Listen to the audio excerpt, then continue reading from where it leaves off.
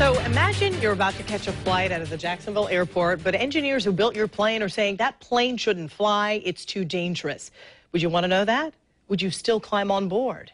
Well, that's what happened 30 years ago. This Thursday, 3 decades will have passed since 7 astronauts lost their lives aboard the Space Shuttle Challenger. And tonight, in a WJXT original documentary, we look back at that day to see what went so terribly wrong and why it never had to happen. The 25th shuttle launch, the launch carrying the first teacher, Christa McAuliffe, to space. Those of us old enough to remember know exactly where we were when the Space Shuttle Challenger exploded. Roger, go with throttle up. Roger, go with throttle up.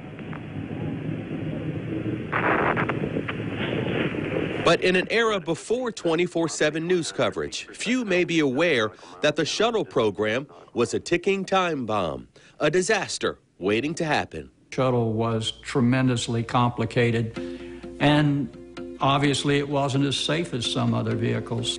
You don't need to be a rocket scientist to know that space travel is inherently dangerous. Still, the reusable shuttles with their breathtaking liftoffs, futuristic science missions, and ooh and ah landings made it all look so easy. In reality, alarm bells were ringing. NASA maintained a problem report that was very thick of every in-flight anomaly on the whole shuttle on every launch. And one of the problems with that is it kept getting thicker. One anomaly that kept coming up, the O-rings in the shuttle's solid rocket boosters. In cold temperatures, they lost elasticity, leaving gaps where dangerous gases could escape.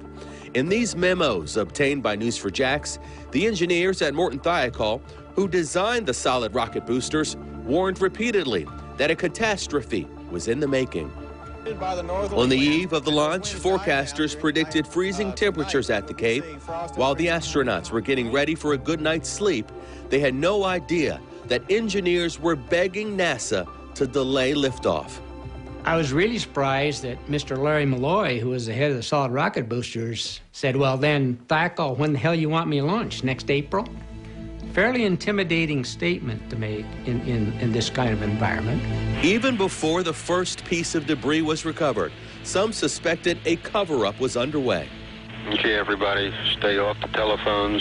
Make sure you maintain all your data. Start pulling it together. Immediately, the launch director came out and the head of the mission management team said that they're freezing everything on the screen and for nobody to write down what's on that screen, whatever data, whatever's there. The doors were immediately locked, and that nobody was allowed to leave the complex to even go to the bathroom. The loss of the Challenger 7 would lead to presidential and congressional hearings filled with frustration and misdirections. Did you ever have an experience where all the engineers voted one way and management voted the other? That wasn't the case here. Well, what was the case here? But my question is, did any of the engineers change their minds? And if so, which ones? Well, let's say I would say then that I'll have to look at the list here. There was none in favor, as I've said, of launching by any engineer or other non-management person in the room before or after the caucus. The News4JAX documentary team traveled across the country, speaking with those directly involved, those whose lives were forever changed, when warning after warning after warning went unheeded. We were both angry to know that it could have been prevented. We invite you to join us tonight for our special report, Challenger, A Rush to Launch. It airs at 8 o'clock right here on Channel 4, the local station.